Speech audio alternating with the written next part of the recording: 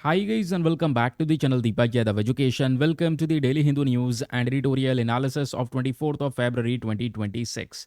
तो गाइज आज है तारीख 24 फरवरी 2026 और है ट्यूसडे। देखेंगे आज के द हिंदू कंप्लीट न्यूज़पेपर को एनालाइज करेंगे। बट लेक्चर में आगे बढ़ने से पहले अगर आपको इस लेक्चर का पीडीएफ चाहिए तो क्या करना है, सबसे पहले डाउनलोड करना है टेलीग्राम, देन उसके बाद जाके सर्च बॉक्स में टाइप करना दीपक यादव एजुकेशन पीडीएफ। आपको ये टेलीग्राम चैनल मिल जाएगा, यहाँ से आप डेली बेसिस पे इन लेक्चर के पीडीएफ डॉक्यूमेंट्स को डाउनलोड कर पाओगे। नाउ हमेशा की तरह हम लोग अपने लेक्चर को एक मैप के क्वेश्चन के साथ स्टार्ट करेंगे। तो आज आप सभी को मैप में जाकर देखना है मैक्सिको को कहाँ पर है एग्जैक्टली लोकेटेड। उसके बाद आकर नीचे कमेंट सेक्शन में टाइप करना, जिससे कि आप लोग इसको लंबे समय तक याद रख पाओगे। तो चलिए फिर शुभारंभ करते हैं और स्टार्ट करते हैं आज के न्यूज़पेपर एनालिसिस को। अगर आपने आज का अखबार देख लिया है तो बहुत ही अच्छी बात है, नहीं देखा है दोस्तों तो मैं आपको बता दूं आज का न्यूज़पेपर बहुत इंपॉर्टेंट है।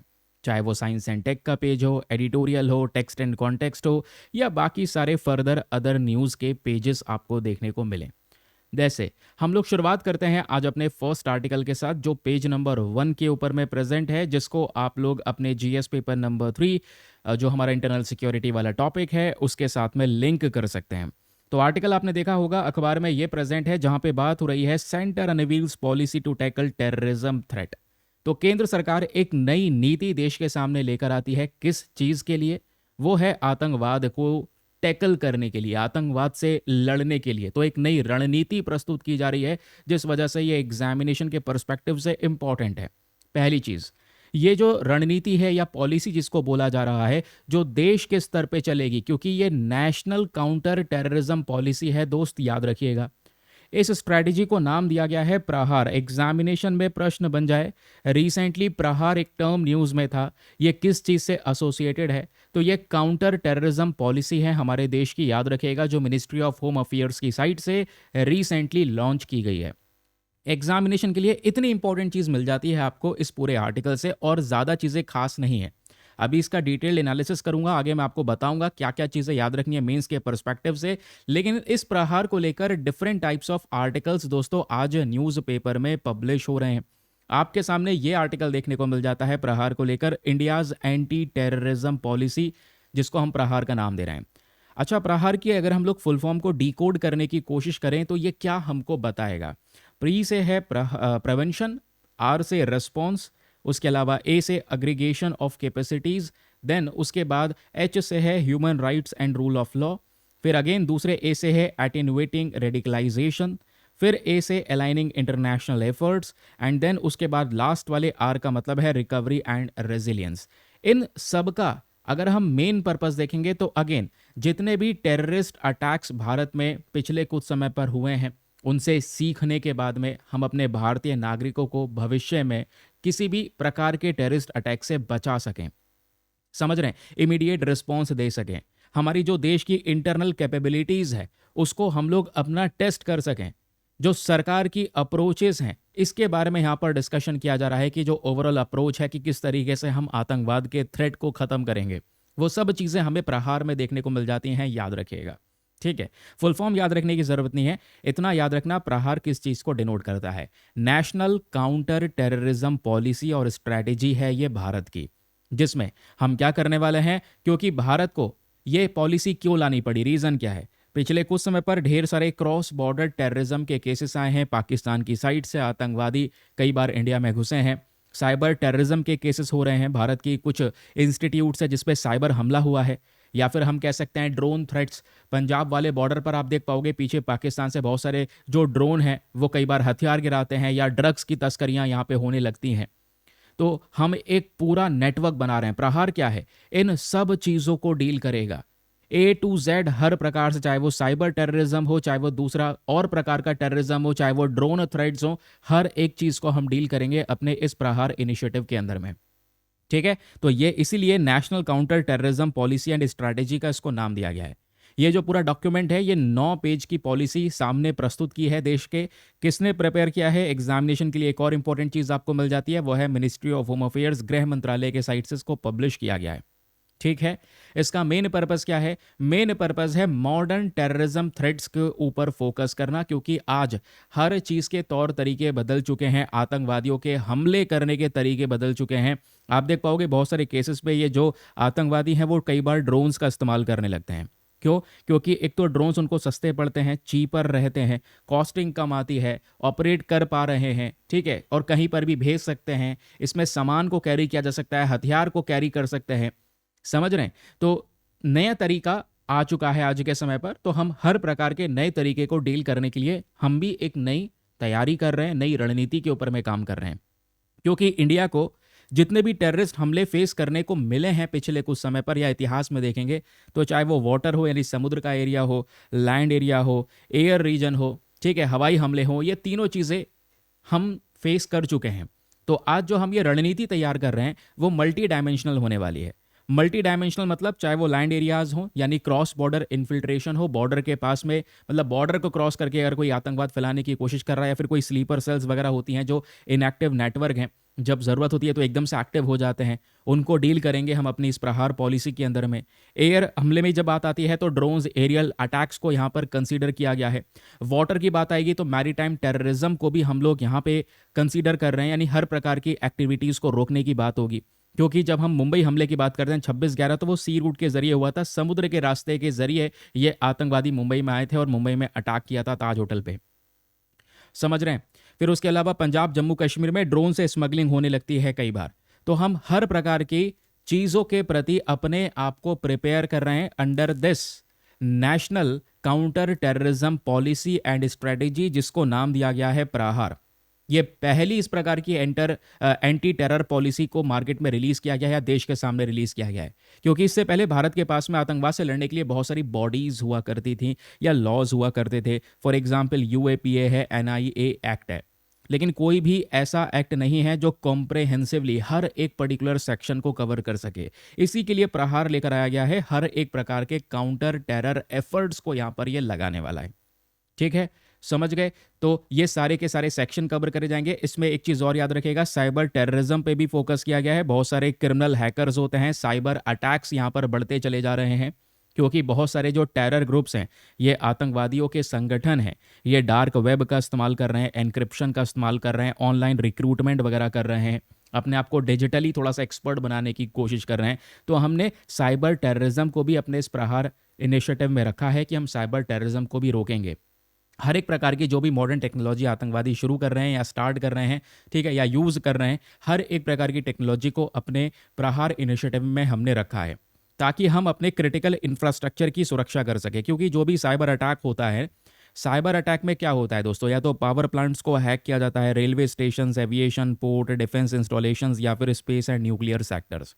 तो प्रहार फोकस कर रहा है हर एक प्रकार के इकोनॉमिक सेक्टर्स के ऊपर में फोकस करा जा रहा है, ताकि इन सभी इंडस्ट्रीज, इन सभी सेक्टर्स को हम लोग बचा सकें किसी भी टेररिज्म एक्टिविटीज़ के माध्यम से। ठीक है, मतलब कोई भी अगर टेररिस्ट एक्टिविटी हो रही है इन सब चीज़ों के ऊपर में या इन इंडस्ट्रीज़ के ऊपर में, तो उसके खिलाफ हमारा प्रहार इनिशिएटिव है, क्योंकि हम पहले से प्रिपेयर है, हमारा माइंडसेट उसके लिए रेडी है। ठीक है, उसके लिए हम लोग बहुत सारा पैसा खर्च करने वाले हैं, बहुत सारी एजेंसीज इसके अंदर में रहने वाली हैं। क्योंकि क्वेश्चन तो आपके सामने यही आएगा ना फिर, कि भाई प्रहार में कौन कौन रहेगा, कौन कौन सी बॉडीज़ रहेंगी, कौन कौन सी एजेंसीज रहेंगी जो मिलकर कोऑर्डिनेट करके काम करेंगी। तो इसमें सबसे पहले होने वाला है नेशनल इन्वेस्टिगेशन एजेंसी, दूसरा intelligence bureau, then state police, then उसके बाद national security guard, then coast guard, and then उसके बाद हमारी आर्म्ड फोर्सेस। एक्सट्रीम केसेस में आर्म्ड फोर्सेस को भी शामिल करने वाले हैं। इससे क्या होगा, इन सभी बॉडीज और एजेंसीज के बीच में कोऑर्डिनेशन इंप्रूव होगा, इंटेलिजेंस शेयरिंग बढ़ेगी और सब एकजुट एक साथ मिलकर काम कर सकेंगे इन टेरर एक्टिविटीज के खिलाफ। ठीक है, क्लियर हो गया? बाकी मैंने आप लोगों को बता ही दिया है कि जो एमर्जिंग ट्रेंड्स हैं, जो आज के समय पर लगातार नए नए ट्रेंड्स उभरते नजर आ रहे हैं, उसमें सबसे पहला ट्रेंड आ रहा है स्लीपर सेल का। बड़े बड़े हिडन लोकल नेटवर्क्स एक्टिवेट हो जाते हैं जब इनकी ज़रूरत पड़ती है, तो इनको डिटेक्ट करना थोड़ा सा मुश्किल होता है। लेकिन अब प्रहार इनिशिएटिव के अंदर हम इस पे भी ध्यान रखेंगे, ऑर्गेनाइज क्राइम नेटवर्क्स पे ध्यान रखेंगे, ड्रोन टेररिज्म के ऊपर में ध्यान रखेंगे। अगेन वही रिपीटेड चीज़ है जो हम लोग डिस्कस कर रहे हैं। लेकिन क्वेश्चन यह है कि क्या पूछा जाएगा, बस इतना याद रखना, प्रहार कौन सा इनिशिएटिव है। ठीक है, वो मैंने आपको बता दिया है। रिवीजन पॉइंटर में आपको ये छोटी छोटी चीज़ें दे दी गई हैं, सब कुछ याद रखने की ज़रूरत नहीं है, क्योंकि हर एक आर्टिकल में क्या करता हूँ मैं, आपके लिए रिवीजन पॉइंटर रेडी करता हूँ। ठीक है, कि अगर ऐसा सवाल बनेगा तो आगे भविष्य में आप इसको रिवाइज कैसे करोगे। तो छोटी सी चीज़ है, बस आपने ये 3 पॉइंट्स रिवाइज करना है, 3 पॉइंट्स आपने बस खाली ये याद रखने हैं। That's it.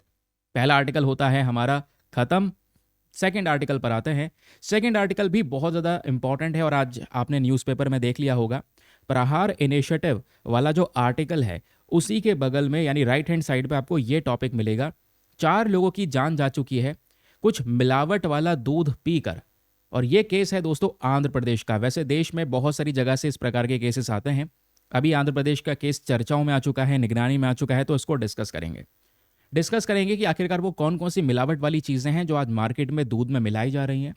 उसके अलावा उससे कौन सी प्रॉब्लम होती है, क्योंकि खासकर जो सबसे बड़ी प्रॉब्लम होती है मिलावट वाला दूध पीकर वो है एन्यूरिया। तो प्रीलिम्स के लिए इकलौता इंपॉर्टेंट फैक्ट आपको यहाँ पर मिल जाएगा, एन्यूरिया क्या होता है वो आगे मैं आपको समझाऊंगा। लेकिन एग्जामिनेशन के पर्सपेक्टिव से डिस्कस कर रहे हैं हर एक चीज़ों को, तो आर्टिकल में बढ़ने से पहले एक रेलिवेंट इन्फॉर्मेशन। अगर आप लोग हमारे पेड ग्रुप्स को ज्वाइन करना चाहते हैं तो आपके पास में बढ़िया मौका है इसको ज्वाइन करने के लिए। यहाँ पर आपको डेली बेसिस पे करंट नोट्स के पीडीएफ्स वगैरह प्रोवाइड करवाए जाते हैं। फॉर एग्जाम्पल आप सोच रहे होंगे सर ये वाले पीडीएफ्स कहाँ मिलेंगे जो आप अपने सामने दिखा पा रहे हैं।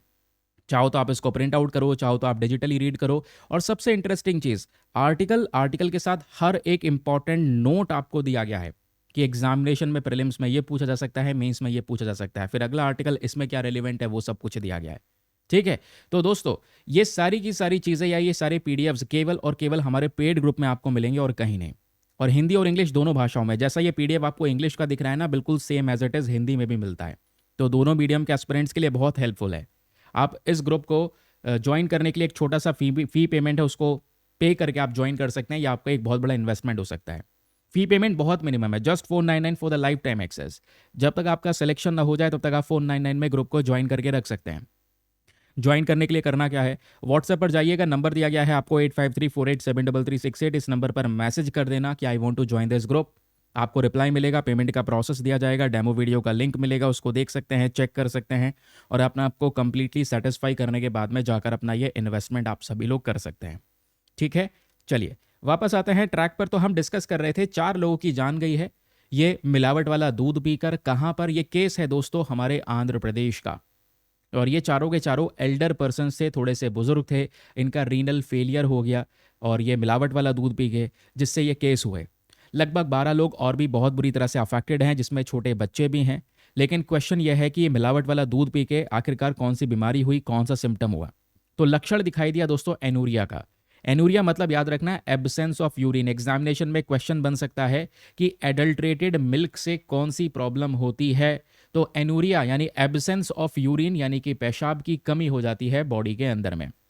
ठीक है, ध्यान में रखिएगा। और ये एक सीवर किडनी डैमेज को दर्शाता है कि हाँ भाई किडनी डैमेज हो रही है, इससे जान भी जा सकती है। आपके सामने न्यूज़ आर्टिकल तो है ही भाई, समझ रहे हैं। तो आज कितना ज़्यादा जान के साथ में खिलवाड़ किया जा रहा है केवल और केवल प्रॉफिट कमाने के लिए, वो आपके सामने दृश्य नजर आ रहा है। अभी जब हम फूड एडिल्ट्रेशन की बात करते हैं तो फूड एडिल्ट्रेशन कॉन्सेप्ट है क्या, सुनिएगा। फूड एडिल्ट्रेशन का मतलब यह है कि जब खाने पीने की चीज़ों के अंदर में कुछ जानलेवा सब्सटेंसेस को मिला दिया जाए फॉर द प्रॉफिट मेकिंग। कुछ लो क्वालिटी सब्सटेंस को मिला दिया जाए उसकी क्वांटिटी को बढ़ाने के लिए, उसकी शेल्फ लाइफ को बढ़ाने के लिए और प्रॉफिट को बढ़ाने के लिए। वो परवाह नहीं है कि यहाँ पर इंसान इससे मर जाएगा, लेकिन प्रॉफिट की परवाह है, जिसकी वजह से आज फूड एडिल्ट्रेशन हो रहा है। और हमारी अथॉरिटीज़ पता नहीं कहाँ बैठी हैं, वो आपको पता है कि अथॉरिटीज़ का वर्किंग प्रोसेस कैसा है। अब सवाल यह है कि दूध में आखिरकार वो कौन कौन सी कॉमन चीज़ें हैं जो एज अ मिलावट के तौर पे मिलाई जा रही हैं। सबसे पहली चीज़ यूरिया मिलाया जाता है। यूरिया आप समझ रहे हैं, यूरिया वही फर्टिलाइजर है जो खेतों में इस्तेमाल किया जाता है फसलों को बढ़ाने के लिए। डिटर्जेंट इस्तेमाल हो रहा है, सिंथेटिक मिल्क केमिकल्स यूज हो रहे हैं, स्टार्च इस्तेमाल हो रहा है, फॉर्मेलिन यूज हो रहा है। एग्जामिनेशन के लिए दूसरा पॉइंट यहां पर यह है कि यह याद रखिएगा, ये वो सारे के सारे एडल्ट्रेंट्स है जिसको दूध में मिलाया जा रहा है। और जब ये एडल्ट्रेंट्स शरीर के अंदर में, बॉडी के अंदर में जाते हैं तो इससे क्या होता है, सबसे पहले किडनी फेल होगी, फिर लिवर डैमेज होगा, फिर गैस्ट्रो इंटेस्टाइनल डिसऑर्डर्स होंगे, आंतों में परेशानी होना शुरू होगी। और जिसकी वजह से क्या होगा, केस आएगा एनूरिया का। एनूरिया मतलब एब्सेंस ऑफ यूरिन। ये एक फोटो है जिसके माध्यम से आप समझ सकते हैं। देखो बायोलॉजी के अंदर में कुछ टर्म्स हैं, ठीक है। एनूरिया, उसके अलावा ओलिगोरिया, देन उसके बाद पॉलीयूरिया। तो तीनों के बीच में क्या डिफरेंस है। एनूरिया का मतलब होता है किडनी ने यूरिन बनाना बंद कर दिया है, क्योंकि किडनी डैमेज हो चुकी है भाई, तो एनूरिया तभी तो हुआ है। तो किडनी अब यूरिन नहीं बना रही है, इसको एनूरिया कहते हैं। याद रखिएगा क्या है। और जब यूरिन बहुत ही ज़्यादा लो लेवल पर बन रहा हो उसको बोलते हैं ओलिगुरिया। फिर एक्सेसिव, एक केस ऐसा आता है जहां पर यूरिन बहुत ज़्यादा मात्रा में बढ़ता है, एबनॉर्मली लार्ज क्वांटिटी में बन रहा है, तो उसको बोलते हैं पॉलीयूरिया। अभी एग्जामिनेशन के लिए आपको एनूरिया ध्यान में रखना है, ठीक है, क्योंकि ये चर्चाओं में है। आर्टिकल मैंने आपको दिखा दिया है। एनूरिया आपको ध्यान रखना है प्रीलिम्स के लिए कि it is a medical condition जिसमें यूरिन आउटपुट का एब्सेंस होता है। और यूरिन आउटपुट का एब्सेंस मतलब किडनी फेलियर को ये इंडिकेट करता है, किडनी फेलियर को ये दिखाता है। एग्जामिनेशन के लिए फैक्ट्स आपको दिए गए हैं रिवाइज करने के लिए इसी आर्टिकल के आधार पर, तो सब कुछ पढ़ने की जरूरत नहीं है, ये छोटे छोटे फैक्ट्स पढ़ लो, काम खत्म। अगला न्यूज़ आर्टिकल, अगला आर्टिकल बात करता है अभी ना डॉक्टर्स को कुछ सस्पेक्ट देखने को मिलेगा, यानी डॉक्टर्स कुछ अभी शक कर रहे हैं न्यूरोटॉक्सिन को लेकर। एक्चुअली में क्या हुआ, जैसे अभी आपने देखा मिलावट वाला दूध पी के 4 लोगों की जान गई, वैसे ही केरला के अंदर में भी कुछ यहाँ पर एक ऐसा ही मतलब यूनिक सा केस निकल कर आया है। केस क्या निकल कर आया है, कुछ लोगों की जान गई है केरला के अंदर में सी फूड को खाने के बाद। सी फूड आप समझ रहे हैं, यानी समुद्र में जो मछलियां वगैरह मिल रही हैं इसको खाने के बाद में। स्पेशली यहाँ पर कुछ मछलियां हैं जिसका जिक्र किया गया है, फॉर एग्जाम्पल स्नैपर, स्नैपर को बोलते हैं चेम्पली फिश। फिर होती है एक पफर फिश। एग्जामिनेशन में इस बार प्रीलिम्स में पफर फिश को लेकर क्वेश्चन आ सकता है, शौक मत होना, क्योंकि 3-4 बार वो खबरों में रह चुका है और फिर से पफर फिश खबरों में आ चुकी है। तो हुआ क्या, फूड सेफ्टी अथॉरिटीज और जितने भी डॉक्टर्स हैं उन सब ने कुछ पर्सन्स को ट्रीटमेंट दिया, हॉस्पिटलाइज्ड, मतलब कुछ व्यक्ति थे जिन्होंने रेस्टोरेंट में सी फूड खाया, बीमार पड़ गए अचानक से। जब हॉस्पिटल गए तो डॉक्टर्स ने यहाँ पर उनको चेक किया और चेक करने के बाद में लोगों को तो लग रहा था कि भाई ये फूड पॉइजनिंग हो गया है।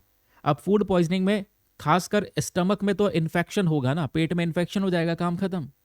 लेकिन यहां पर क्या हुआ, जान जाने का खतरा बढ़ गया एक इंसान का। क्यों? क्योंकि ये फूड पॉइजनिंग का केस नहीं था।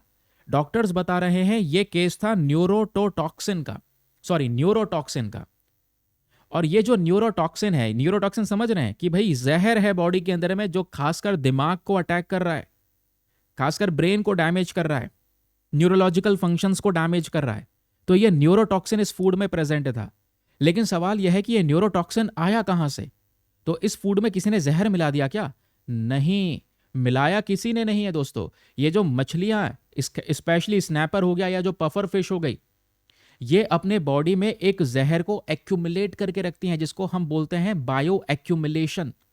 और वो कौन सा जहर है? इसको बोलते हैं टेट्रोडोटॉक्सिन। प्लीज याद रखिएगा, इसको शॉर्ट फॉर्म में टीटीएक्स कहते हैं। आपने देखा होगा थंबनेल में इसके बारे में मेंशन कर रखा है, टेट्रोडोटॉक्सिन, टीटीएक्स।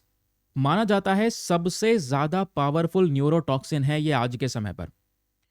तो आप कहोगे सर ये इसमें होना तो नहीं चाहिए था, क्योंकि ऐसे तो बहुत सारी गंदगी मीट वाले प्रोडक्ट्स में होती है, लेकिन जब उसको हम पकाते हैं तो बैक्टीरिया वायरस सब मर जाता है। तो ये कैसे नहीं मरा जहर? दोस्तों ये जो जहर है ना, प्लीज एग्जामिनेशन के लिए याद रखिएगा, ये हीट स्टेबल है, इस पे गर्मी का कोई असर नहीं पड़ता। तो कितना भी पका लो उसके बाद खाया तो ये टॉक्सिन पहुंच गया, यानी टेट्रोडोटॉक्सिन बॉडी में पहुंचा। जैसी बॉडी में पहुंचा वैसी कौन सा केस निकल कर आया? न्यूरोटॉक्सिन का। क्योंकि ये जहर क्या कर रहा है, सीधा ब्रेन को अटैक कर रहा है, ब्रेन को अटैक कर रहा है, न्यूरोलॉजिकल फंक्शंस को डिसरप्ट कर रहा है। इवन एक इंसान की जान जा सकती है। और सबसे बड़ी चीज, अगर जान नहीं गई तो एक इंसान को पैरालिसिस हो सकता है जिंदगी भर के लिए। आप इमेजिन कर रहे हैं कि एक सी फूड कितना खतरनाक साबित हो सकता है एक इंसान के लिए, जो इस आर्टिकल में बोला जा रहा है। ठीक है, तो ये फूड पॉइजनिंग का केस नहीं था, ये सी फूड पॉइजनिंग का केस है। और सी फूड पॉइजनिंग में भी स्पेशली टीटीएक्स, टेट्रोडोटॉक्सिन का केस है। इस जहर की वजह से न्यूरोटॉक्सिन नाम की प्रॉब्लम होती है। यह जहर कुछ मछलियों में पाया जाता है।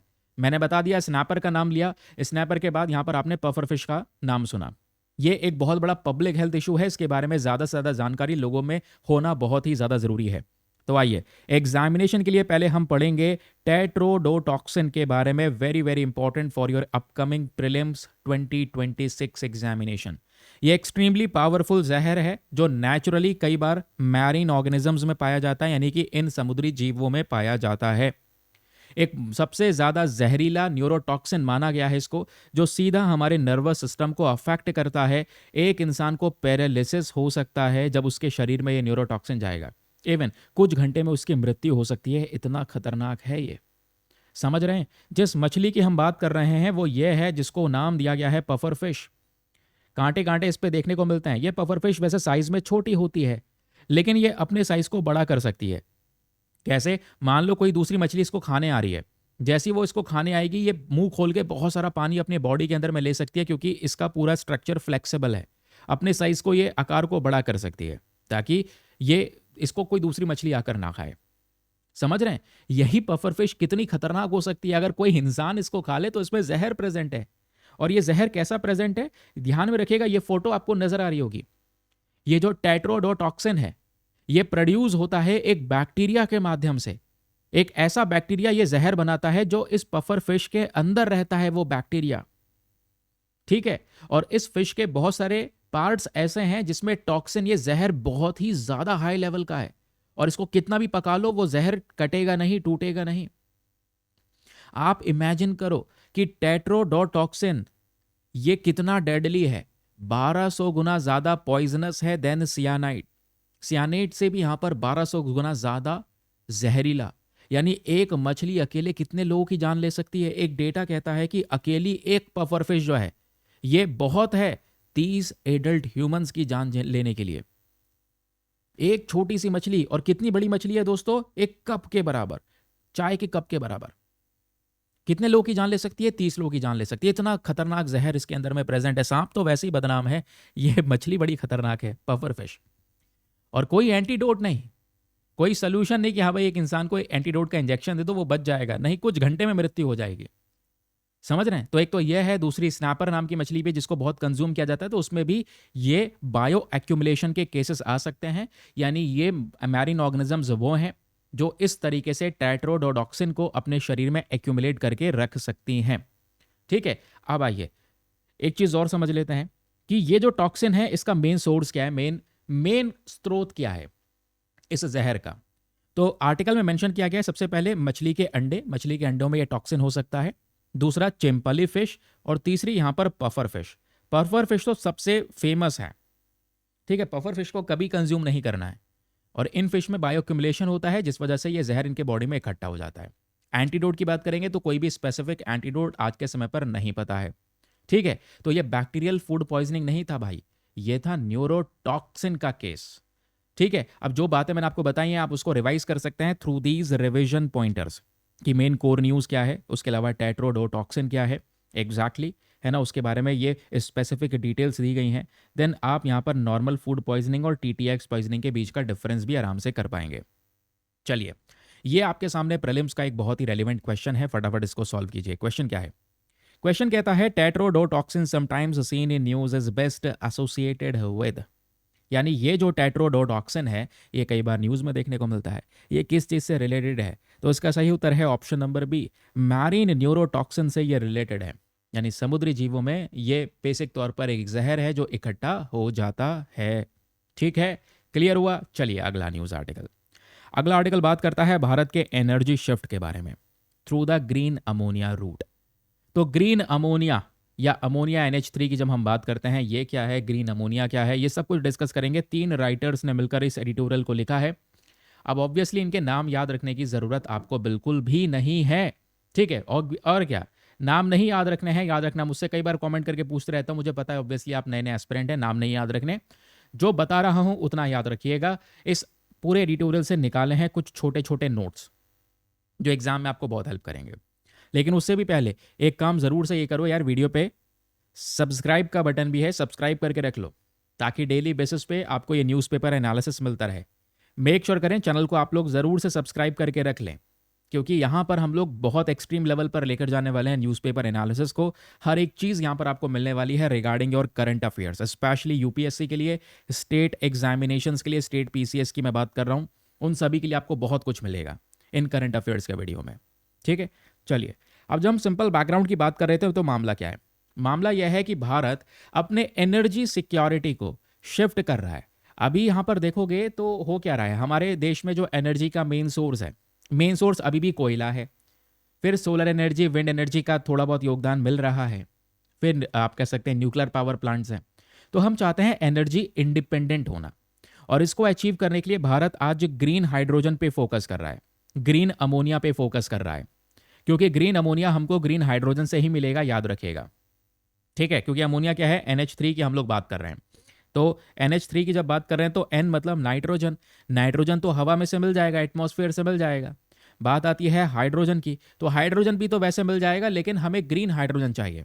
तो ग्रीन हाइड्रोजन को हम क्या करते हैं, वाटर के अंदर में इलेक्ट्रोलिसिस नाम की एक प्रक्रिया करते हैं, और वो उसमें जो बिजली का इस्तेमाल होता है वो रिन्यूएबल एनर्जी का इस्तेमाल होता है, यानी कोई प्रदूषण ना हो, उससे हम लोग ग्रीन हाइड्रोजन बनाते हैं। तो नाइट्रोजन और ग्रीन हाइड्रोजन दोनों को मिला देंगे तो हमें क्या मिल जाएगा, ग्रीन अमोनिया मिल जाएगा। तो इस एडिटोरियल को राइटर साहब ने अचानक से क्यों लिख दिया? रीजन आपके सामने यह है क्योंकि अभी रिसेंटली भारत एनर्जी वीक 2026 का जो ये समिट है, इसमें भारत ने बहुत बड़ा अनाउंसमेंट कर दिया है। अनाउंसमेंट यह है कि $500 बिलियन का इन्वेस्टमेंट अपॉर्चुनिटीज एनर्जी सेक्टर में अनाउंस कर दी गई है। $500 बिलियन का इन्वेस्टमेंट होगा एनर्जी सेक्टर में, ये बात इंडिया की साइड से मेंशन की गई है। Now question number 1 is what exactly is green ammonia. Examination में प्रश्न बनेगा ग्रीन अमोनिया को लेकर, प्लीज याद रखेगा। तो ग्रीन अमोनिया की एक सुपर सी डेफिनेशन क्या है कि ग्रीन अमोनिया प्रोड्यूस किया जाता है by combining nitrogen and green hydrogen. Nitrogen मिलता है एयर से, ग्रीन हाइड्रोजन हमको मिलता है रिन्यूएबल एनर्जी से वाया इलेक्ट्रोलिसिस। तो दोनों को कंबाइन कर देंगे, मिल जाएगा ग्रीन अमोनिया। पुराना वाला जो ट्रेडिशनल अमोनिया है दोस्तों, उसमें फॉसिल फ्यूल का इस्तेमाल होता है, कोयले वगैरह का इस्तेमाल होता है। इसमें यहाँ पर कोई इस्तेमाल नहीं हो रहा, यह बिल्कुल क्लीन एनर्जी है, प्रदूषण नहीं हो रहा। तो formula hydrogen plus nitrogen is equals to यानी NH3 यानी अमोनिया की हम लोग बात कर रहे हैं। अब सवाल यह है कि ये जो ग्रीन अमोनिया है ये इतना इंपॉर्टेंट क्यों है? अगर हमें एनर्जी ट्रांजिशन करना है, एक नए क्षेत्र की तरफ बढ़ना है, साफ सुथरे क्षेत्र की तरफ बढ़ना है, क्लीन एनर्जी की तरफ बढ़ना है, तो क्योंकि दोस्तों इस ग्रीन अमोनिया का एप्लीकेशन बहुत वाइडर है। एप्लीकेशन मतलब आप इस ग्रीन अमोनिया का यूज कर सकते हैं डिफरेंट टाइप्स ऑफ सेक्टर्स के अंदर में। फॉर एग्जाम्पल फर्टिलाइजर हो गया, क्लीन फ्यूल हो गया, पावर जनरेशन, हाइड्रोजन कैरियर। ठीक है, तो फर्टिलाइजर आपने देखा नहीं है अमोनिया का कितना इस्तेमाल होता है भारत के अंदर में, और भारत का एग्रीकल्चर सेक्टर कितना ज्यादा बड़ा है, तो अमोनिया बहुत इस्तेमाल किया जाता है भारत के कृषि क्षेत्र में। क्लीन फ्यूल की बात करोगे तो क्लीन फ्यूल में जब हम शिपिंग की बात करते हैं या मैरिन फ्यूल की बात करते हैं, अपने जहाज़ों की बात करते हैं, तो जहाज़ों में एज अ क्लीन फ्यूल इस्तेमाल किया जाता है ग्रीन अमोनिया का। पावर को जनरेट करने में ग्रीन अमोनिया का यूज हो सकता है। हाइड्रोजन कैरियर में ग्रीन अमोनिया का इस्तेमाल किया जा सकता है। तो ये ग्रीन अमोनिया के यूजेस हैं। और इसका सबसे बड़ा एडवांटेज क्या है? एडवांटेज यह है कि दुनिया में धीरे धीरे करके ग्रीन हाइड्रोजन या ग्रीन अमोनिया को एडॉप्ट किया जा रहा है। लोग इसको आज के समय पर ज़्यादा प्रेफर कर रहे हैं, इन्वेस्टमेंट कर रहे हैं इस इंडस्ट्री के अंदर में। फॉर एग्जाम्पल यूरोपियन यूनियन अभी ग्रीन अमोनिया ग्रीन हाइड्रोजन की तरफ बढ़ रहा है। उसके अलावा इंडिया हो गया, साउथ कोरिया हो गया, ये भी बहुत सारा इन्वेस्टमेंट कर रहे हैं रिगार्डिंग दिस ग्रीन हाइड्रोजन और ग्रीन अमोनिया। भारत में ग्रीन अमोनिया का सिचुएशन क्या है? इंडिया में ग्रीन अमोनिया सेक्टर को देखने के लिए एक इंपॉर्टेंट बॉडी है, और उसी बॉडी से एसोसिएटेड हमने एक प्रोग्राम चला रखा है जिसको हम बोलते हैं साइट प्रोग्राम। साइट प्रोग्राम याद रखना, एग्जामिनेशन में क्वेश्चन बन सकता है कि साइट प्रोग्राम किस चीज से रिलेटेड है, तो ये ग्रीन अमोनिया से रिलेटेड है। साइट में जो एस है यह है सेकी नाम की बॉडी, इसको बोलते हैं solar energy corporation of India. ठीक है, ये बॉडी आज के समय पर भारत में ऑक्शन वगैरह करती है, बहुत सारी कंपनीज को कह सकते हैं ये बोली लगवाती है। ठीक है, ताकि बहुत सारी कंपनीज को टेंडर दिया जा सके इस ग्रीन अमोनिया का इस्तेमाल करने के लिए, ग्रीन अमोनिया का प्रोडक्शन करने के लिए। तो इस वजह से आज देश के अंदर में ग्रीन अमोनिया और नॉर्मल अमोनिया की जो कॉस्ट गैप है वो बराबर होती चली जा रही है। यानी जितने रुपए का ग्रीन अमोनिया पड़ेगा लगभग लगभग उतने रुपए का पुराना वाला अमोनिया पड़ रहा है, कोई डिफरेंस नहीं है। तो इसलिए ग्रीन अमोनिया का ज्यादा से ज्यादा उपयोग करो, ये कहने का हमारा मेन पर्पज है। फिर प्रश्न आता है लॉजिस्टिक्स एंड ट्रांसपोर्टेशन सेक्टर के बारे में। आर्टिकल कहता है कि ज्यादातर जो फर्टिलाइजर प्लांट्स हैं, ठीक है, यानी आप देख पाओगे बहुत सारे पेड़ पौधे हैं जिसके अंदर में फर्टिलाइजर इस्तेमाल हो रहा है, वो तो अलग सेक्टर हो गया। और ये जो सेक्टर हम बात कर रहे हैं ये अलग है। यहां पर ये प्लांट्स क्रॉप्स की बात नहीं हो रही, हम बात कर रहे हैं इंपॉर्टेंट ऐसे प्लांट की जहां पे फर्टिलाइजर बन रहा है। तो ज्यादातर जो फर्टिलाइजर बनाए जा रहे हैं जिन प्लांट्स के अंदर में, वो कोस्टल एरिया में प्रेजेंट है। फिर उसको एक्सपोर्ट करना है या वहाँ पे मटेरियल इंपोर्ट करना है, तो वहाँ पे शिपिंग इंडस्ट्री भी है, और शिप में भी हम ग्रीन अमोनिया का इस्तेमाल करते हैं। तो यही बोला जा रहा है कि भाई आज ट्रांसपोर्टेशन सेक्टर में, दूसरे और इंडस्ट्रीज में लगातार ग्रीन अमोनिया इस्तेमाल हो रहा है। आज लगभग 30% इंपोर्टेड अमोनिया की जो डिमांड है वो कवर यहाँ पर हो रही है। ठीक है, तो बहुत सारे सेक्शंस ऐसे हैं जहां पर ग्रीन अमोनिया लगातार यूज हो रहा है। और अगर हम दूसरे कंट्रीज के साथ में कंपैरिजन करते हैं, भारत क्या कर रहा है ग्रीन अमोनिया के मामले में, तो यूरोपियन यूनियन ने प्रोग्राम चलाया है, उसका नाम है H2 global tender. South Korea का प्रोग्राम है क्लीन हाइड्रोजन पोर्टफोलियो स्टैंडर्ड। और भारत का प्रोग्राम बता ही चुका हूं, साइट प्रोग्राम, प्लीज याद रखिएगा। और इसमें एक बहुत महत्वपूर्ण बॉडी है जिसने योगदान दिया है ग्रीन अमोनिया को प्रोड्यूस करने के लिए, उस बॉडी का नाम है सेकी। ठीक है, क्या नाम है? सेकी। और सेकी की फुल फॉर्म है solar energy corporation of India. Very very important. चलिए, अब सवाल आता है, भारत में जो एनर्जी ट्रांजिशन हो रहा है, एनर्जी में हम चेंज कर रहे हैं, यानी कि हम एक क्लीन एनर्जी की तरफ बढ़ रहे हैं, तो इसमें जो इंडिया का एनर्जी ट्रांजिशन है, इसमें क्या किस किस चीज में हेल्प होगी? हम लोग ग्रीन एमोनिया का ज्यादा इस्तेमाल करेंगे तो ऑब्वियस सी बात है, जो हमारा फर्टिलाइजर इंडस्ट्री है वो डीकार्बोनाइज होगा। शिपिंग सेक्टर के अंदर में जो फ्यूल इस्तेमाल हो रहा है, जो डीजल वगैरह इस्तेमाल कर रहा है, उसकी जगह क्लीन फ्यूल इस्तेमाल होगा। इंडस्ट्री में प्रदूषण कम होगा। भारत अपना नेट जीरो टारगेट अचीव करेगा। वादा क्या है दुनिया के सामने कि 2070 के बाद हम किसी प्रकार का कोई प्रदूषण नहीं करेंगे, उसको हम लोग अचीव कर सकेंगे। फिर क्वेश्चन यहां पर यही है कि जो इंडिया है ये ग्लोबल लीडर बन सकता है अमोनिया में। ठीक है, क्या मतलब भारत इसमें बन सकता है ग्लोबल लीडर? बिल्कुल बन सकता है, क्योंकि भारत के पास में वो पोटेंशियल है, वो कैपेबिलिटीज हैं। आज इंडिया में रिन्यूएबल एनर्जी को प्रोड्यूस करने की कॉस्ट बहुत कम है, चाहे वो सोलर एनर्जी हो, चाहे वो विंड एनर्जी हो।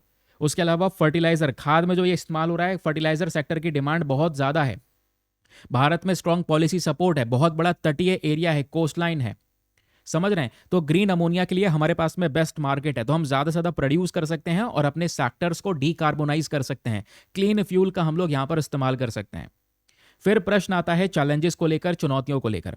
सबसे पहला चैलेंज है दोस्तों फाइनेंशियल रिस्क, क्योंकि ग्रीन अमोनिया इंडस्ट्री को बढ़ाना है तो उसके लिए बहुत सारा पैसा लगाना पड़ेगा, high investment, long term financing चाहिए होगी, ग्रिड एक्सेस चाहिए होगा, बहुत सारे सर्टिफिकेशन वगैरह लेने पड़ते हैं, वो सब क्लियरेंस चाहिए होगा। फिर अमोनिया तो बना लोगे चलो, फिर अमोनिया को स्टोर करना ये हमारे लिए प्रॉब्लम है, तो टेक्निकल चैलेंज हमें फेस करने पड़ सकते हैं। लेकिन इन सब चैलेंजेस से अगर हम उभर कर निकल गए तो हम लोग ग्रीन अमोनिया का एक हब बन जाएंगे, ये बात राइटर साहब कह रहे हैं। आई होप एग्जामिनेशन के लिए आपको ये सारी की सारी चीज़ें पता हो चुकी हैं, क्योंकि रिसेंटली ग्रीन स्टील चर्चाओं में था, अब ग्रीन अमोनिया चर्चाओं में है, तो ये भी आप एक्सपेक्ट कर सकते हैं कुछ ऐसा प्रश्न आपको मिल सकता है। नाउ चलिए, अब आता है दोस्तों प्रीलिम्स का एक छोटा सा एक्सपेक्टेड क्वेश्चन। यहां पर एक बॉडी का ध्यान रखना, SECI सेकी के बारे में जो मैंने आपको बताया, पूछ लिया जाएगा सेकी किस चीज से रिलेटेड है, तो पता होना चाहिए कि भाई सेकी सोलर और रेन्यूएबल एनर्जी से रिलेटेड है।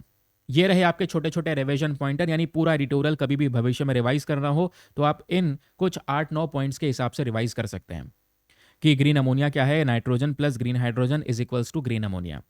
इसके लिए हमने एक मिशन चलाया है, इंप्लीमेंटिंग एजेंसी सेकी है, और ग्रीन अमोनिया का एक सबसे बड़ा प्रोग्राम है साइड प्रोग्राम। यही 4 बातें याद रखनी है एग्जामिनेशन के लिए। समझ गए ना? चलिए अगले न्यूज आर्टिकल पर आते हैं। अगला आर्टिकल बात करता है on the independence of the election commission. Bharat का जो ये चुनाव आयोग है, स्पेशली हम इसकी बात कर रहे हैं। तो election commission of India basic तौर पे एक इंडिपेंडेंट बॉडी की तरह देखा जाता है भारत में, जैसे comptroller and auditor general of India है। कुछ बॉडीज इंडिपेंडेंट हैं जिनका झुकाव ना ही रूलिंग पार्टी की तरफ होना चाहिए, ना ही ओपोजिशन पार्टी की तरफ होना चाहिए, वो इंडिपेंडेंटली काम कर सकें, इतना हम उनको पावर दे दें। तो आज चुनाव कराने वाली body election commission of India भी एक इंडिपेंडेंट बॉडी है। लेकिन आर्टिकल कहता है कि भाई आज ना इलेक्शन कमीशन ऑफ इंडिया की इंडिपेंडेंसी के ऊपर में कुछ क्वेश्चंस उठते हैं। कई बार बोला जाता है कि इलेक्शन कमीशन ऑफ इंडिया ज्यादा बायस है टुवर्ड्स द रूलिंग गवर्नमेंट। तो क्या ये सब चीजें, मामला क्या है, मैं आपको समझाता हूं कि भाई इलेक्शन कमीशन ऑफ इंडिया का मजबूत होना, इंडिपेंडेंटली मजबूत होना कितना ज्यादा जरूरी है फॉर द डेमोक्रेसी, ये बात इस आर्टिकल में मेंशन की जा रही है। चलिए लेट्स डिस्कस। ये आर्टिकल बात करता है कि चाहे भाई इलेक्शन कमीशन ऑफ इंडिया हो, ये ट्रूली इंडिपेंडेंट बॉडी है। ये इसकी जो इंडिपेंडेंस है, इसकी जो कह सकते हैं आत्मनिर्भरता है, ये बहुत ही ज़्यादा ज़रूरी होता है डेमोक्रेसी के लिए, है ना। लेकिन आज इलेक्शन कमीशन ऑफ इंडिया को लेकर ढेर सारी कंट्रोवर्सीज हमारे देश में चल रही हैं। For example, election commission of India ने SIR किया, स्पेशल इंटेंसिव रिवीजन, इसको लेकर बवाल चल रहा है कि भाई बहुत सारे लोगों के नाम डिलीट कर दिए गए हैं, है ना। इलेक्शन कमिश्नर्स के जो अपॉइंटमेंट है, इसको लेकर बवाल चल रहा है कि एक तरफ चीफ जस्टिस ऑफ इंडिया ने कोशिश की थी कि भाई इलेक्शन कमिश्नर का जो अपॉइंटमेंट होता है वो CGI यानी जुडिशरी भी करे, लेकिन जुडिशरी को हटा दिया गया बाहर।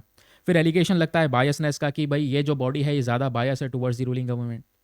फिर रिमूवल प्रोसीजर्स के ऊपर में क्वेश्चन उठने लगे कि भाई आप इलेक्शन कमिश्नर को रिमूव भी नहीं कर सकते, रिमूव करना बहुत डिफिकल्ट है। समझ रहे हैं? तो आर्ग्यू ये करता है कि एक फ्री और independent election commission of India बहुत ज़रूरी है। और एक फ्री और इंडिपेंडेंट ईसी जो है ये माना जाता है इंडियन डेमोक्रेसी की सबसे बड़ी बैकबोन है, मजबूत रीढ़ की हड्डी है। नाउ अब सवाल आता है कि इलेक्शन कमीशन का मेन रोल क्या होता है डेमोक्रेसी में। देखो ये मेंस के अंदर में आप लोगों से सीधा सीधा पूछा जा सकता है, ठीक है, कि explain the role of election commission in democracy. तो पहला इनका रोल है फ्री एंड फेयर इलेक्शंस को कंडक्ट करना। भारत में फ्री इलेक्शंस हो और फेयर तरीके से हो, सही तरीके से हो, कोई भी इलेक्शन में किसी प्रकार की धांधली नहीं होनी चाहिए, ठीक है। तो इलेक्शन कमीशन ऑफ इंडिया एक इंडिपेंडेंट बॉडी है, लेकिन संविधान के थ्रू किसमें पावर दी गई है, किसमें जिक्र किया गया है, तो आर्टिकल 324 के अंदर में भारत क्लियरली मेंशन कर रखा है कि भारत में जो इलेक्शंस होंगे वो इलेक्शन कमीशन कंडक्ट करवाएगा और ये इंश्योर भी करेगा कि फ्री इलेक्शंस, फेयर इलेक्शंस होने चाहिए और यूनिवर्सल एडल्ट फ्रेंचाइजी प्रोवाइड करवानी जरूरी है। यानी कि भारत में यूनिवर्सल एडल्ट फ्रेंचाइजी मिलता है आर्टिकल 326 के तहत। वोटिंग का पावर किन के पास में, जो भी 18 साल का हो जाएगा सबको वोट देने का अधिकार है। वोट को लेकर किसी भी प्रकार का डिस्क्रिमिनेशन, भेदभाव नहीं होना चाहिए। समझ रहे हैं? तो इन सब चीजों को इंश्योर करने का काम किसका है? इलेक्शन कमीशन ऑफ इंडिया का। तो आर्टिकल यही कहता है कि अगर यह इलेक्शन कमीशन कमजोर पड़ेगा तो समझना डेमोक्रेसी अपने आप ही कमजोर पड़ जाएगी, क्योंकि वोटिंग की बात है। वोट देकर लोगों ने सत्ता में अपने मन पसंदीदा सरकार को बैठाया है। तो इस बॉडी का इंडिपेंडेंट होना जरूरी है। नाउ क्वेश्चन एक और आता है कि election commission of India is a part of basic structure. आपको पता है सुप्रीम कोर्ट में बहुत सारे केसेस हुए हैं जहां पर सुप्रीम कोर्ट ने हमारे सामने बेसिक स्ट्रक्चर ऑफ कॉन्स्टिट्यूशन की बात रखी है कि भाई संविधान में सरकार मान लो बदलाव करना चाहे तो कर सकती है या नहीं कर सकती है? बताओ। कहोगे कर सकती है, अमेंडमेंट तो किया जाता है ना, संशोधन करके कोई बदलाव किया जा सकता है।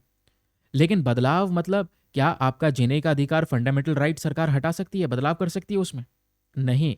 यानी कॉन्स्टिट्यूशन के कुछ पार्ट्स ऐसे हैं जिसको बेसिक स्ट्रक्चर ऑफ कॉन्स्टिट्यूशन कहा गया है, इसके साथ छेड़छाड़ नहीं कर सकते। सुप्रीम कोर्ट बहुत पहले यह बात कह चुका है।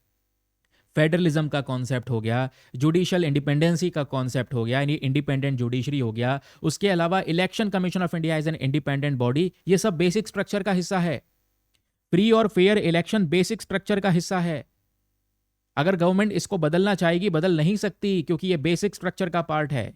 और ये free and fair elections are the part of basic structure of constitution, ये सुप्रीम कोर्ट ने कब बोला? 1975 में इंदिरा गांधी वर्सेस राजनारायण केस के अंदर में ये बात सुप्रीम कोर्ट कहता है। और इसका मतलब क्या निकल कर आता है? इसका मतलब निकल कर आता है कि parliament can't destroy electoral independence.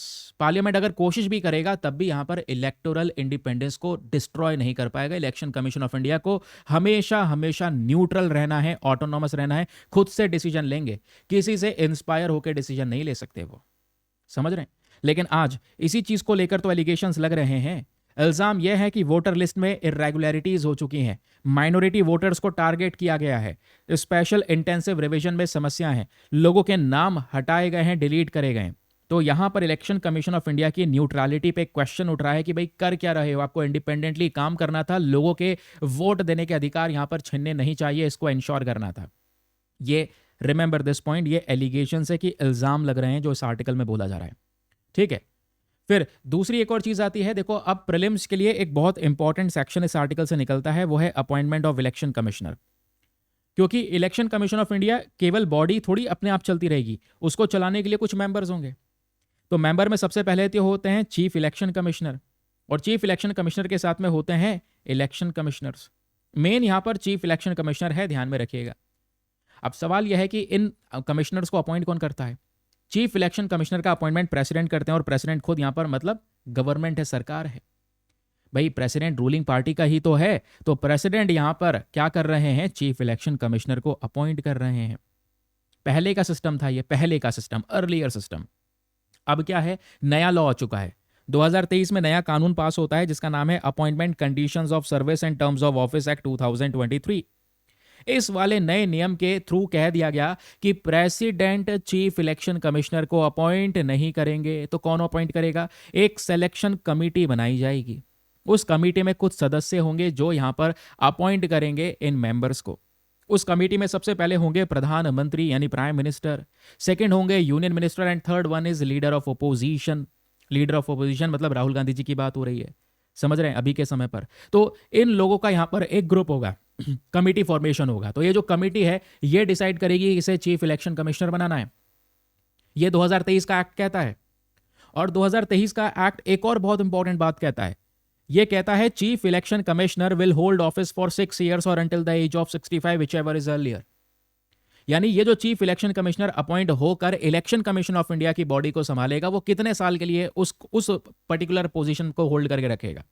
6 साल के लिए, ठीक है, या फिर अपनी 65 साल तक की उम्र के लिए, जो भी चीजें पहले पूरी हो जाएं। भाई एक व्यक्ति है जिसको यहां पर चुन लिया गया चीफ इलेक्शन कमिश्नर के पद पे, या तो वो 65 साल का पहले हो गया तो काम खत्म, उसका टेन्योर खत्म हो गया, या उसके 6 साल पूरे हो गए तो टेन्योर खत्म हो गया। इतना टेन्योर है, इतना याद रखिएगा। तो कंट्रोवर्सी क्या उठी? कंट्रोवर्सी ये उठी कि 2023 में जब ये लॉ लेकर आया जा रहा था तो सुप्रीम कोर्ट ने एक सजेशन दिया था।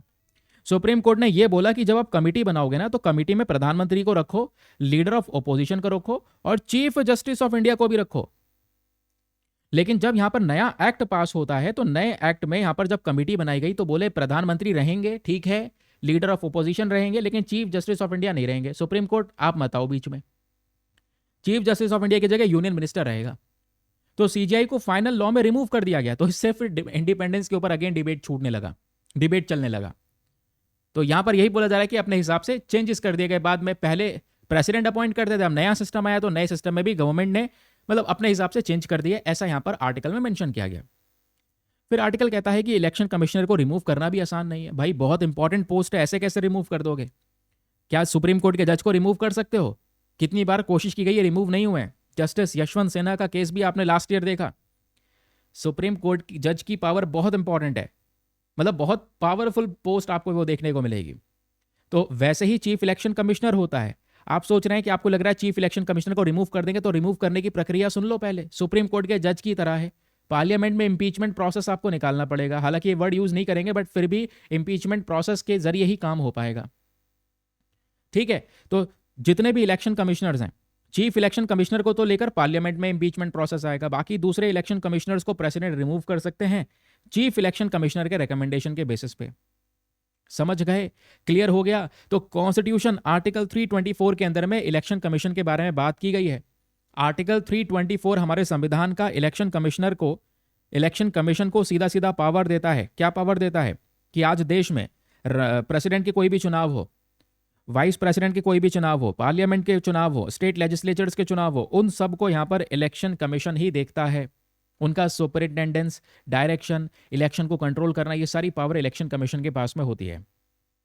जेके जब चीफ इलेक्शन कमिश्नर को रिमूव करना हो तो लोकसभा, राज्यसभा इंक्वायरी कमेटी बैठेगी। ये प्रूव करना होगा कि भाई वो व्यक्ति मिसबिहेव कर रहा था या वो इनकेपेबल है काम करने के लिए, तो रिमूव करना थोड़ा सा मुश्किल है। इस पद पे से चीफ इलेक्शन कमिश्नर को ये याद में रखिएगा, ठीक है। तो आर्टिकल में यही बोला जा रहा है कि भाई बहुत स्ट्रांग बॉडी है, तो सोच समझ के इंडिपेंडेंटली, न्यूट्रलिटी के साथ में काम करना जरूरी है, क्योंकि यही संविधान भी कहता है, यही सुप्रीम कोर्ट के पुराने ऑर्डर्स भी कहते हैं। तो इलेक्शन कमीशन का इंडिपेंडेंस बहुत जरूरी है, क्योंकि अगर इलेक्शन कमीशन किसी भी देश में या हमारे देश में ही कमजोर पड़ जाएगा, लोगों के वोट हटने के चांसेस रहेंगे, कटने के चांसेस रहेंगे, इलेक्टोरल मैनिपुलेशन होना शुरू हो जाएगा, पब्लिक ट्रस्ट में यहां पर मतलब पब्लिक का जो विश्वास है वो छूटने लगेगा, हटने लगेगा, और डेमोक्रेसी बैकस्लाइड होना शुरू हो जाएगी। लेकिन अगर इलेक्शन कमीशन स्ट्रांग है किसी भी पर्टिकुलर कंट्री में, तो लेवल प्लेइंग फील्ड, इलेक्शंस पे कोई उंगली नहीं उठा सकेगा, क्रेडिबल इलेक्शंस होंगे, स्टेबल डेमोक्रेसी है, स्थिर डेमोक्रेसी रहेगी, कॉन्स्टिट्यूशनल मोरालिटी को यहां पर सपोर्ट किया जाएगा। तो यही बोला जा रहा है कि इसका स्ट्रांग होना जरूरी है। तो एग्जामिनेशन के लिए जो भी पॉइंट्स आपको दिए हैं उसको आप रिवाइज कर सकते हैं। ये हैं सारे के सारे प्रीलिम्स फोकस फैक्ट्स कि कौन सा आर्टिकल किस चीज से रिलेटेड है। Article 324 talks about election commission, article 326 deals with universal adult franchise, and then chief election commissioner का removal is same as supreme court जज। फिर अदर इलेक्शन कमीशन का जो दूसरे और जो कमिश्नर्स होते हैं उनका रिमूवल किस बेसिस पे होगा? On the recommendation of chief election commissioner, ठीक है। फिर बेसिक स्ट्रक्चर की हमने बात की कि भाई free and fair elections are the part of basic structure constitution, ठीक है, जिसको आप चेंज नहीं कर सकते। क्लियर? चलिए आगे आते हैं। ये छोटे छोटे रिवीजन पॉइंटर्स जिसको आप कभी भी रिवाइज कर सकते हैं अपने एग्जामिनेशन के लिए। सब कुछ रेडी है ना? कुछ नहीं करना, पूरा आर्टिकल दोबारा तो उठाओगे नहीं, रिवाइज करना है तो छोटे छोटे पॉइंट्स रिवाइज कर लो कि हाँ भाई election commission of India news में था, ये 2 आर्टिकल न्यूज़ में थे, और क्या क्या चीज़ें न्यूज़ में थी। एक पर्टिकुलर केस चर्चाओं में था, इंदिरा गांधी वर्सेस राजनारायणन केस। ये किस चीज़ को डील करता है? काम खत्म। चलें आगे। अगला न्यूज आर्टिकल बात करता है India a big contributor to global toxicity by pesticides. आज भारत का सेक्टर, एग्रीकल्चर सेक्टर, बहुत बड़ी इंडस्ट्री है। खेती बाड़ी में मिलियंस ऑफ लोगों को आज के समय पर रोजगार मिला है। लेकिन खेती बाड़ी में सबसे बड़ा एक इंपॉर्टेंट फैक्टर पता है क्या है? वो है क्रॉप्स के प्रोडक्शन को बढ़ाना। फसलों को बढ़ाने के लिए हम लोग क्या करते हैं? फर्टिलाइजर का इस्तेमाल करते हैं। लेकिन कई बार फसलों में कीड़ों का अटैक हो जाता है, जिससे फसल बर्बाद हो जाती है, फार्मर्स को नुकसान होता है। तो कीड़े से अपनी फसलों को बचाने के लिए हम क्या करते हैं? पेस्टिसाइड्स का इस्तेमाल करते हैं, यानी कीटनाशक का इस्तेमाल करते हैं। क्या केवल इंडिया ही पेस्टिसाइड्स का इस्तेमाल करता है? नहीं, दुनिया के बहुत सारे कंट्रीज पेस्टिसाइड्स का इस्तेमाल करते हैं। लेकिन आप एक लिस्ट याद रखोगे मेरे साथ, ठीक है? क्योंकि ये इंपॉर्टेंट है। सबसे ज्यादा India, then China, then USA and the fourth number पे है ब्राजील। ये 4 कंट्रीज आपको देखने को मिल जाती हैं जो सबसे ज्यादा पेस्टिसाइड्स का इस्तेमाल करती हैं दुनिया में। ठीक है, याद रखोगे, एग्जामिनेशन में क्वेश्चन बन सकता है आप लोगों से। तो मेन कोर इशू क्या है?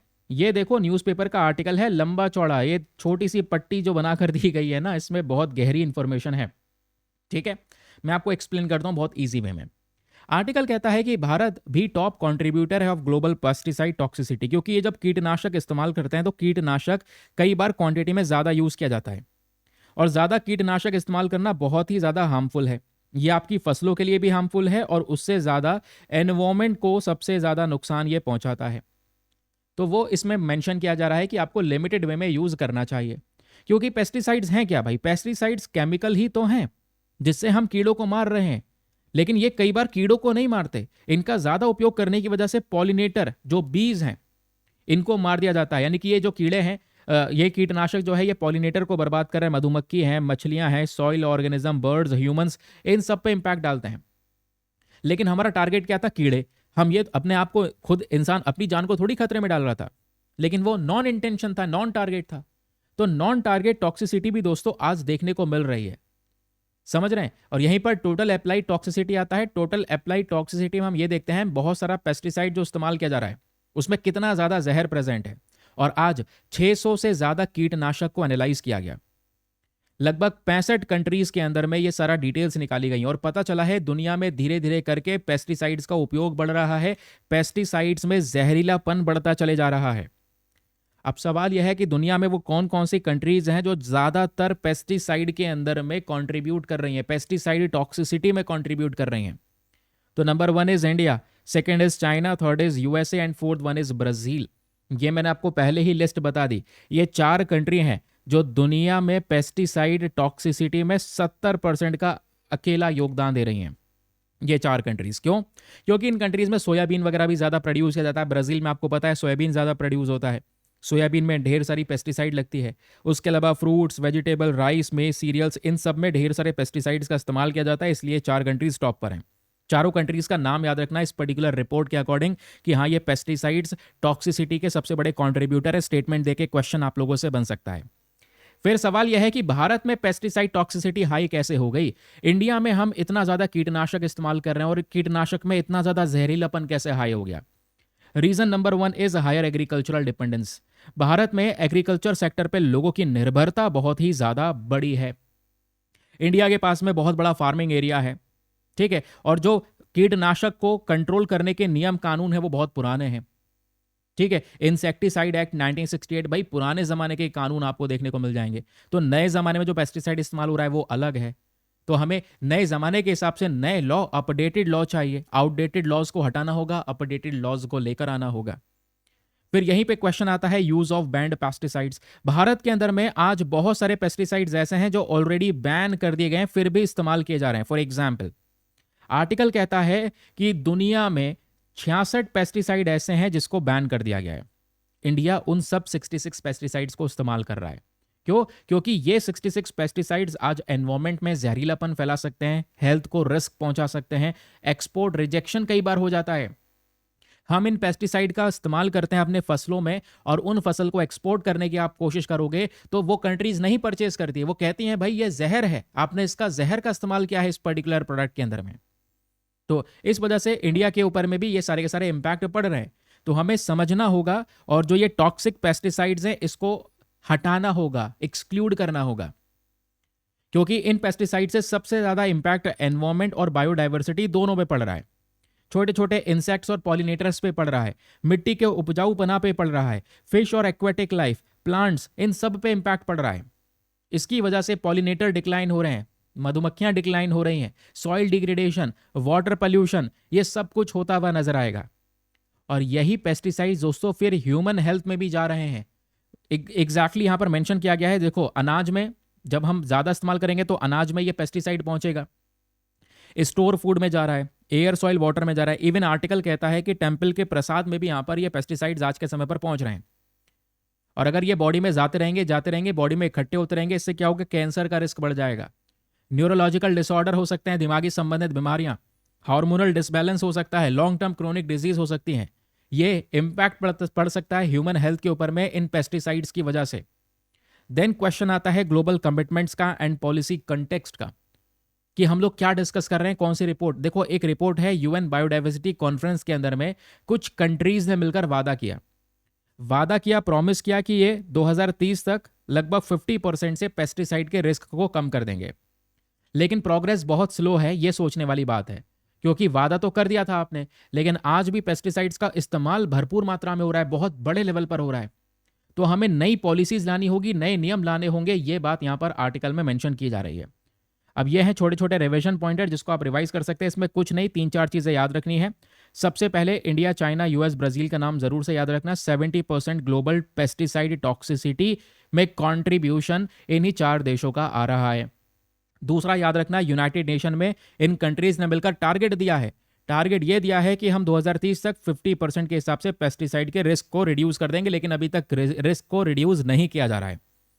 ठीक है, ये 2 बातें हैं जिसको आपने याद रखनी है, प्रीलिम्स और मेंस दोनों के पॉइंट ऑफ व्यू से बहुत बहुत इंपॉर्टेंट है। आई होप आपको यहाँ पर ये क्लैरिटी मिल चुकी है, एग्जामिनेशन के पर्सपेक्टिव से अच्छी तरीके से ये समझ में आ चुका है। तो ये था दोस्तों आज का हमारा न्यूज़पेपर एनालिसिस, न्यूज़पेपर डिस्कशन। बाकी मैंने आपको बताया ये शानदार सा पीडीएफ जो है ये हमारे पेड ग्रुप में मिल जाएगा, पेड ग्रुप को ज्वाइन कर सकते हैं। और मेक श्योर करें चैनल को सब्सक्राइब जरूर से कर लें और लाइक का बटन जरूर से प्रेस कर दें, ताकि ये वीडियोस को थोड़ा सा यहाँ पर आगे पुश करे हमारा यूट्यूब। ठीक है, चलिए मिलते हैं आपसे नेक्स्ट वीडियो में। आज के लिए bye bye, have a nice day, thank you and जय हिंद।